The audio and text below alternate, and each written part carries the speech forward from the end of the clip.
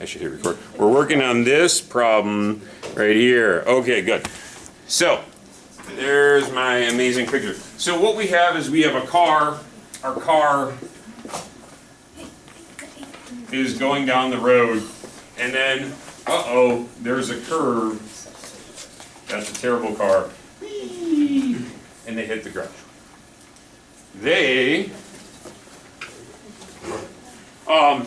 We want to determine how far from the edge of the cliff are they going to land. Is this a 1D motion problem, or is this a 2D motion problem? It's a 2D motion problem. Okay, so because it's a 2D motion problem, I'm going to use my black marker. I got to move the camera too. Okay, 2D motion, black marker. Because of the 2D motion problem, anything that I write with my black marker is because I've identified it to be a 2D motion problem.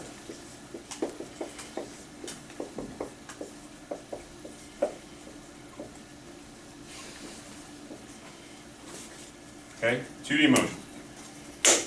Is it, blue marker, a projectile motion problem? Is the car moving freely through the air in both the x and the y direction simultaneously? Yes. Sure is. So what do we know because of that? 8y is negative and that's positive. Yep. AX is 0. Yep. BI and BF of x are the same. Yep. Good. Okay. Anything else because of projectile? Green marker. Is it a horizontal launch or an angle launch? Horizontal. Right, they drive off the edge of a cliff, so because of that we know. BI minus 0. Very good. Okay. Done with the problem types. Red marker is stuff from the problem. So, I go through, I use my handy dandy little highlighter. I found 3 numbers in the problem.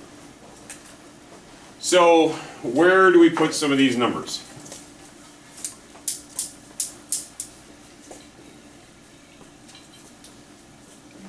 We have 1.6 seconds, then we had 50 meters, then we had 30 meters high. Yeah, 1.6 goes both for delta x and delta y. for the time. Okay, it is a time, I agree. So is that the amount of time that the car is moving freely through the air in 2 dimensions? Ooh. Is it? No. What is that time representing? I agree, 100% it is a time, absolutely is a time. And my times are going to be the same. But is that, kind of meant to trick you, maybe it kind of did. Is that the amount of time that the car was moving freely through the air because they drove off the edge of the cliff? No, that is not that time. Let's hold on that one. Okay, let's come back to that. So what 2D motion stuff is there? There might be some other 2D motion stuff. Cliff is 30 meters high. So the cliff is 30 meters high, so where would that go? Delta y. And is it going up 30 meters or down 30 meters, the car? So the car's delta y is negative 30 meters. Okay? There's one more number, 50 meters. Meters is a displacement. Is that my delta x? Yes. Is that how far? Now remember, my delta x in my 2D motion, projectile motion, is how far is it from there? Is that telling me that my car lands 50 meters from the edge of the cliff? No, it doesn't. Okay? So there's some extra information that's not part of my 2D motion problem. What question are we trying to figure out here? Where's my question mark going in this variable list? It's going to go right here, my delta x, right? That's what I'm trying to figure out. So there's 2 numbers, 1.6 seconds, absolutely is a time. 50 meters, absolutely is a displacement that didn't go into my list of variables. You can use it to find the velocity. Okay, good. So what that is that's how fast the car was going here, right? They look at their phone, 1.6 seconds later, they have gone that far. Okay, they have traveled in the x direction 50 meters and it took them 1.6 seconds. But is that information part of my projectile 2D motion problem? Yes. No, it's not part of my 2D motion problem. Those numbers are not direct, let me rephrase it, are not directly part of my 2D motion problem. Yeah, It can give you the average velocity for delta x. Correct. Section, so it kind of relates. it's related, absolutely related.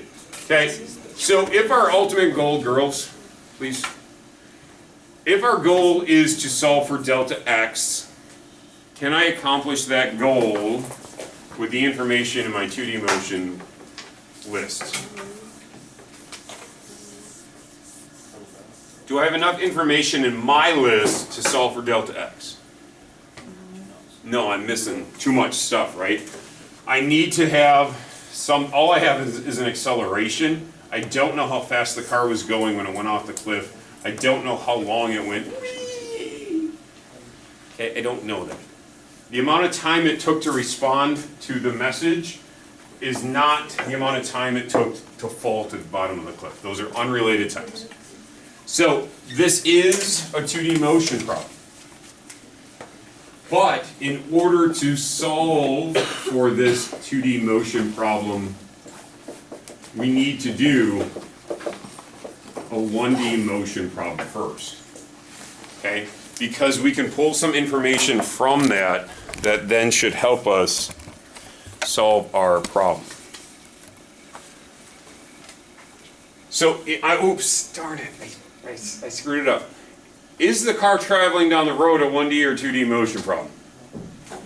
Sorry, I spoiled that. I know you guys you would have known that. But yeah, the car itself is a 1D motion while on the road. Okay, so of the 50 meters and of the 1.6, where can those go in my 1D motion? Because it's a 1D motion, I only have to make one list of variables. Now, if you want, we can add the subscripts. Absolutely, we could. But this is for my 1D motion stuff only. Where does some of that 50, where's the 50 meters go? Where's the 1.6 seconds go? 50 goes in change. Yep, so this is gonna go here. 1.6 is gonna go to time, yeah, time, right? What do we, Acceleration is 0. why is the acceleration 0? It's like going at a constant speed. How do you know they're going at a constant speed? Cruise control is on, right? So our cruise control is what we use to try to keep our speed relatively constant. Now I realize your speed in cruise control can vary some. We're just gonna say cruise control means speed's absolutely perfect, constant.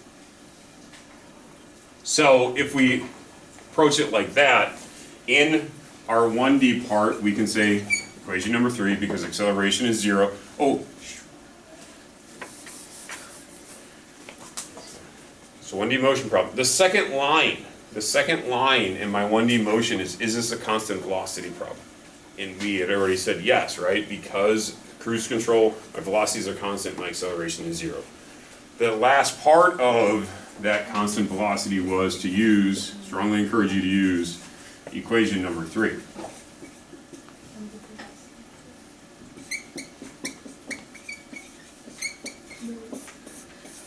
And because my acceleration in this 1D cruise control problem is 0, that back term cancels out, and I'm left with 50 is equal to VI times 1.6, and my VI is equal to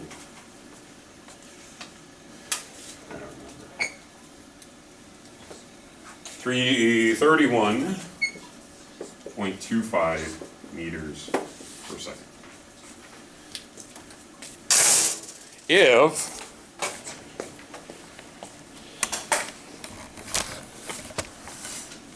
my amazing picture, if we figure that from here to here is 50 meters and from here to here took 1.6 seconds, then we figured from here to here the car is moving at 31.25 meters per second. How does that tie into my 2D motion, projectile horizontal launch problem then?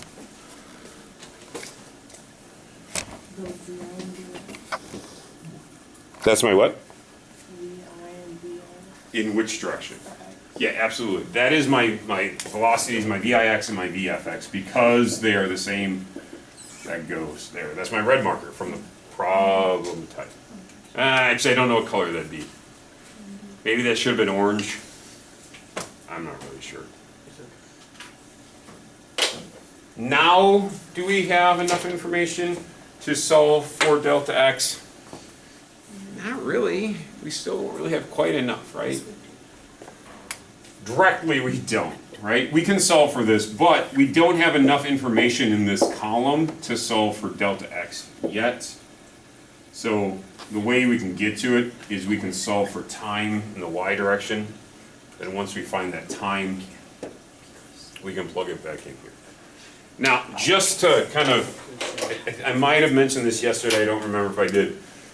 If we look at equation, if we say, do I really have to solve for time? There is that one equation that has acceleration, initial velocity, final velocity, and displacement, and can't we use equation number 4? And I maybe mentioned this yesterday, I don't remember if I did. And if we did, we could say, hey, equation number 4, final velocity squared is equal to my initial velocity squared plus 2a times my delta x, which is perfect. I'm gonna erase this in a second just for the record. Because I don't know time and I don't care about time, so I can save myself a step. Unfortunately, my acceleration is 0, so 0 times 2 times delta x. The variable that we're solving for, we want, that cancels out because my acceleration is 0. And what we're left with is my final velocity squared is equal to my initial velocity squared, which is a true statement that 31.25 squared equals 31.25 squared. True statement, but it doesn't get us what we want. That's why we have to go through and we have to solve for time first. So in the y direction, because we don't know my final velocity in the y direction and I don't care about my final velocity in the y direction, we can use equation number 3, which is delta y is equal to VIY times t plus 1/2 AY t squared. This is my 2D part.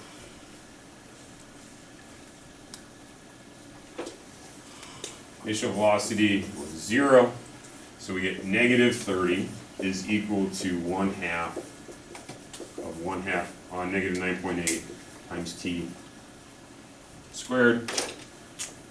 Negative 30 is equal to negative 4.9 times t squared.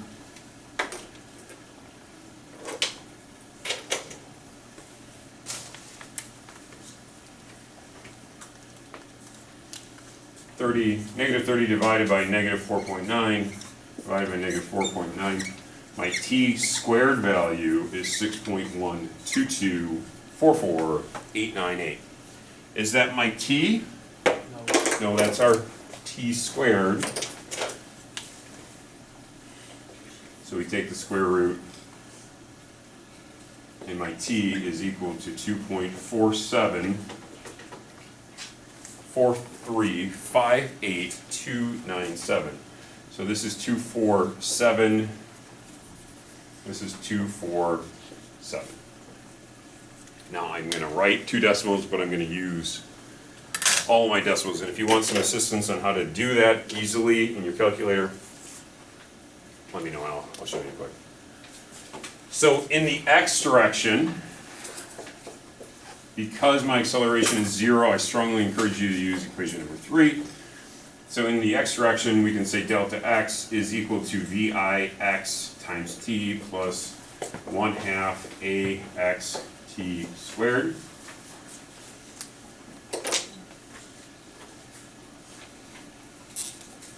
And because my AX is 0, that back term cancels out.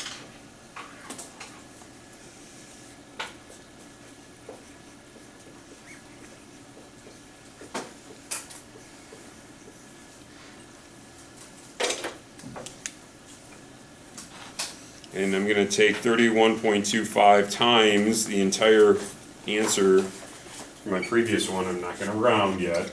Delta x is gonna equal 77.32 meters.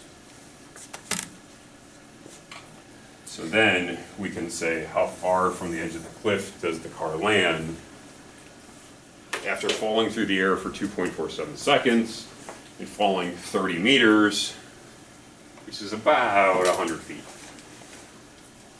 Airbags, good karma, they're fine. They land about 70 meters away. Now the reason I did this problem today with you is because tomorrow we're gonna do a lab. The lab is similar to this problem, and it's similar to a lab that we did earlier. Instead of a car driving down the road, what we're going to do is we're going to take a marble and we're going to roll it down a ramp, right? We're going to roll that marble down a ramp across the table. We did this already. And we used photo gates to use as a timing device. And we measured them 30 centimeters apart, then 40 centimeters apart, then 50 centimeters apart, and 60 centimeters apart, and 70 centimeters apart, and I think all the way up to 90. He did like 27 data points. And each time we put the gates further apart, it took more time. But what was true about their velocities? Do you remember? Were the velocities relatively constant, or did they change significantly? They were pretty constant, right? They were pretty close. Our acceleration was essentially zero. So we're going to use the photo gates again. We aren't going to have to go through and take 18 to 27 measurements. We might take 3 or 4. As long as we know the distance between the two photo gates, we can time how long it took to go between the two photo gates. We now have our time that our marble leaves the edge of the table. And then the idea is, now that my marble, I can use my distance, I can use my photo gates, much like we use the car driving down the road and cruise control on, to determine the speed in which they're leaving the table. I can then calculate how far from the edge of the table did the marble land. That's the lab. Now, if you look at those lab tables, we're going to roll them exactly like we did. We're going to roll them towards the center of the room. Does anyone see a potential issue and say, hey, if I'm going to calculate, let me start over. I'm going to calculate how far that marble is going to land away. And I want to compare to where it should have landed, or where it actually does land. So I can calculate a theoretical or an accepted value, but I want to know an experimental reaction. So if I'm going to roll the marble off the table and it's going to hit the ground, I got to measure from the edge of the countertop. Looking at our tables, does anyone see a potential issue of measuring from the edge of the countertop?